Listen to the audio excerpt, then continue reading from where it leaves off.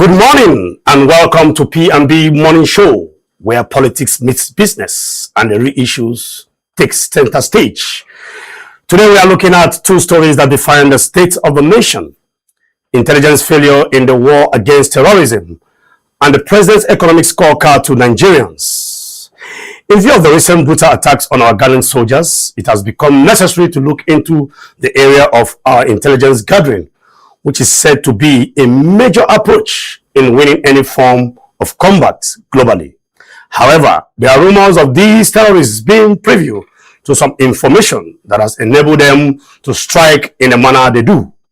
Now, the question is, do our armed forces have enough intelligence gathering to really approach the fight against insurgency? Or could there be saboteurs amongst the military that is undermining their efforts? What can be done to address these sensitive issues so as to achieve the desired results? Could it be possible that warnings are truly ignored, which eventually leads to huge loss of lives? These are serious concerns demanding for response. At the same time, away from terrorist attacks on our soldiers, let's dive into his statements credited to the President, His Excellency Bola Ahmed Tinubu, stating that Nigeria's economic woes is better than that of Kenya, despite the prevailing hardship faced by Nigerians. These statements by the President has gathered or generated serious debate by some Nigerians who feel there is no basis for such comparison, considering the population and size difference of both countries. Some are of the opinion that the President is not in tune with the current economic realities of the people he leads. Some are also saying that statements such as this does not portray good for the image of our country now. What is your thoughts on this presidential statement as we discuss further? This morning show, we connect the dots between leadership, accountability, and delivery. Because in the end, governance is not just about winning elections. It's about making life better.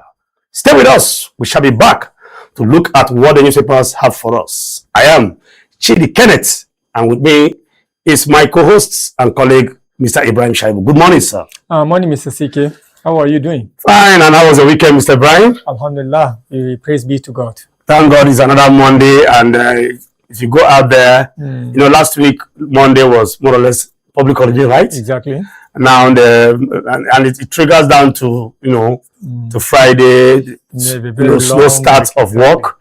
But now, I can assure you, on my way coming from my house, Mr. Ibrahim, everywhere, the hustling and bustling has started. Of course, naturally. So, Nigerians, yes, we are never being discouraged by statements and other things like that. We are always up and doing on our feet. Well, we decide not to pay attention regardless of statements, discouraging statements. I don't know what you are referring to. We'll find out later.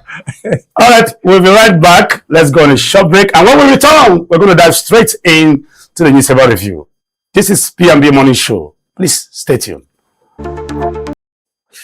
All right, welcome back to the P&B Morning Show. We're going to dive straight into the newspaper review. Let's see what the newspaper has for us this morning.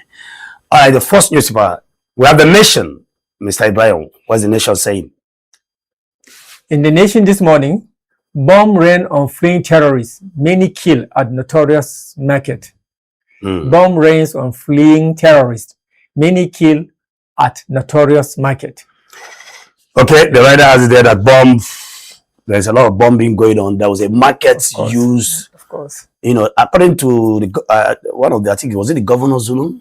He said that I don't know, but I think I had read the story where he said that market has been shut down for 5 years now, and that market was used somehow as one of the major hideouts for this non-state actor, this miscreants. Exactly. And then the Nigerian Air Force went there to bomb. Some were like of the opinion that the bombing affected some civilians and the rest of them. Honestly, this has been happening. I can't understand why attacks by the Nigerian Air Force always keep making mistakes. It has happened sometimes back in Kaduna several times. It is now happening in Borno. It even happened in Borno once like that. So there should be precise when attacks are made. They should focus on their target. They should exactly, hit they the should target focus right on the target. But you are not, So this is the problem that we are having now about the security, about the intelligence sharing, intelligence gathering. I think there's something wrong along the way. Yes, there is something wrong. But Mr. Brian, some will argue with you that you know, some of these terrorists going to hide in the marketplace. And there's something if they are in the market, what do you do? You cannot. So what you do is you bomb them just anyhow. Well, probably there are some situations where you just have to. It doesn't make sense. You don't have to. The number of the terrorists are compared to the number of the ordinary people in the market is by far large. So indiscriminate bombing doesn't solve any problem. Indiscriminate bombing, well, sometimes when the need arises, sacrifices must have to be made. Sometimes I wonder how he makes statements like that. No, when the need arises, do you know? No, the place that was targeted, we don't have the. They said it's a market, but the market was harboring. They said the market has been shut. According to the report, the market has been shut for 5 years. So what now? You know, the place was more or less like a disguised market now, as it was 5 years ago. Okay. 5 years ago. So now the terrorists went to use that place, acting as though they were, you know, traders. I'm making this statement based on what happened in the past. You can remember in the past. Of course, I agree with the one that, yes, mistakes. when we have a wrong targeted bombing, exactly. Alleged wrong bombing. That's why I feel the intelligence provided should be very, very, very, very precise before bombing should take place. Well, the issue of intelligence gathering and failures in intelligence gathering forms one of our major discussions today. And the issue of the statement of the president saying that no matter, despite the hunger in Nigeria, we're still living good. We're still better and living better than by Kenya. Implication. And somewhere like this, this statement has sparked up widespread, you know, reactions, and we're going to look into that and understand why, you know, that statement came to pass. Okay, let's look at this. Back to the newspaper, please. Still the Nations, any writer there? Tinubu redesigning North's economic future. Tinubu redesigning North's economic future through Kano, says Yilwada. Tinubu redesigning North's economic future through Kano, says Yilwada. I believe Yilwada is the APC national chairman. Okay. Yes.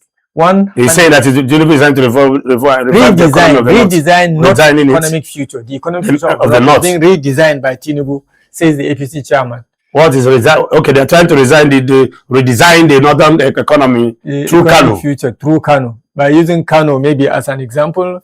So, if you want to find more about this, you know where to go. You go and grab a copy of the newspaper and find out how Tinubu is, redesigning the economy of the North through Kano.